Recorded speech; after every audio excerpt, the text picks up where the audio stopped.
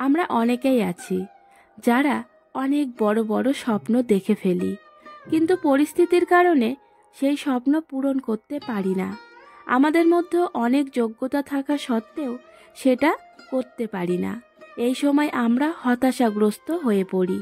এই কঠিন সময়ে আমাদের যেটা করা উচিত, আমাদের প্রত্যেকের জীবনে উথাল পাথাল এসেছে, আমার আপনার সকলের, আর এটাই কিন্তু পৃথিবীর নিয়ম।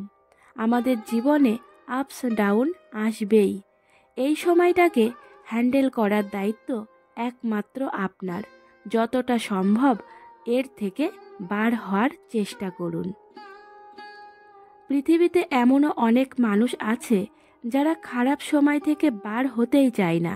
তারা খারাপ সময়কেই আঁকড়ে ধরে বেঁচে থাকতে চায়। তারা সকলকে দেখাতে চায় যে দেখো আমি কত দুঃখী। তার সকল বন্ধুরা তাকে প্যাম্পার্ড করবে, সকলে তাকে আহা করবে। তারা কিন্তু এটা পছন্দ করে, কিন্তু তারা একবারও ভাবে না যে এই জোন থেকে বার হয়ে একটা ভালো জায়গায় পৌঁছাবে, সমাজের সাথে তাল দিয়ে চলবে।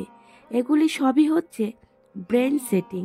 আমরা সকলেই আমাদের ব্রেনকে যেভাবে সেট আপ করবো, সেভাবেই আমরা আমাদের জীবনটাকে পরিচালনা করব। ভালোবেসে অনেক মানুষ সুখী হচ্ছে, আবার অনেক মানুষ দুঃখী হচ্ছে। তাহলে এ থেকে বোঝা যায় যে সাকসেস কিন্তু শর্ট টাইমে আসে না। দিনের পর দিন ধৈর্য ধরে সব কিছু সহ্য করে তারপরে সাকসেস পয়েন্টে পৌঁছাতে হবে। আপনারা যখন কাজ করেন তাহলে সেটা খুব মনোযোগ দিয়ে করুন, তাহলে কাজটা কিন্তু এগিয়ে যাবে। আর এটা কিভাবে করবেন, কোনো প্রেশার নেবেন না, একদম সিম্পলভাবে নিন।